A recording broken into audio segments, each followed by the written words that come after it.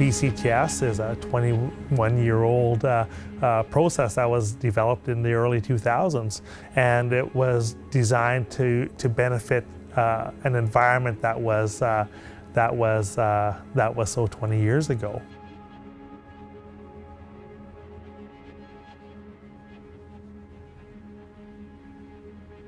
"21 full years of experience now. It's, I think, a good time to look at it. How's it doing its business?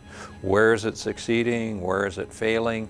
How can it contribute more to the fiber flow in the province?" So these are really important and, in lots of ways, really complex questions.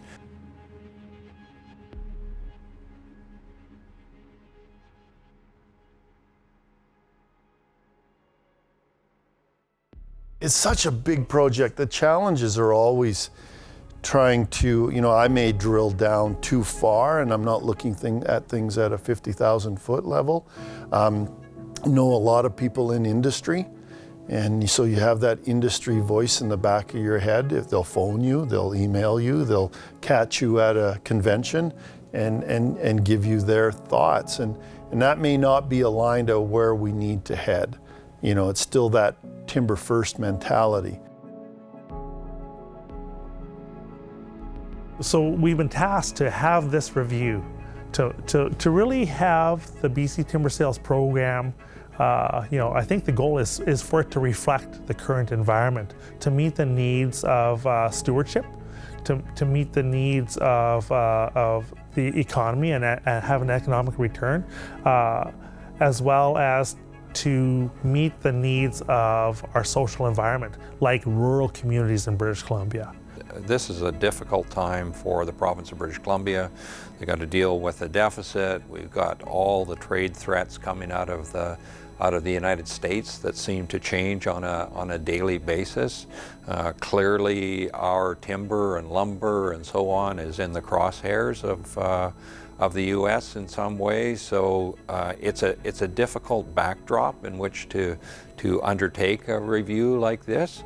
But in some ways, it also just underlines the importance of it. First Nations are really, really coming on board and providing it at their nation level.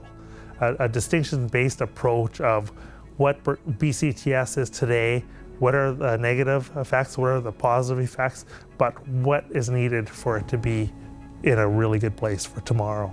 We need to be thinking about what do we want our province to look like so that First Nations enjoy the opportunities that they were historically denied by the colonial policies and prejudices of this province. First Nations really weren't at those tables, but we decided values on the land base in the late 90s, and we've come a long way. First Nations, we're just a reflection of the lands of where we come from, the lands that we call our traditional territory. And so when the laws and the policies and the processes all reflect those lands, it reflects who we are as a people.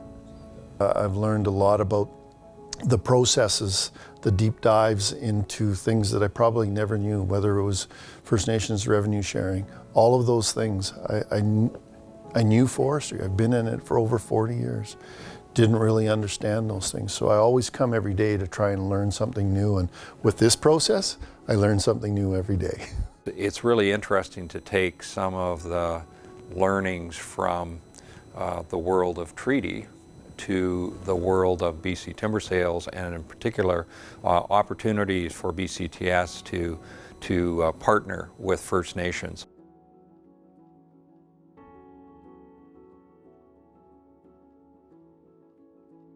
We've seen the province move towards a modernization of forest policy, and now we're seeing different rooms and doors open up, and a seat at the table for First Nations. And now you're seeing that over years. You're seeing the want and the will to see our neighboring communities participate and succeed.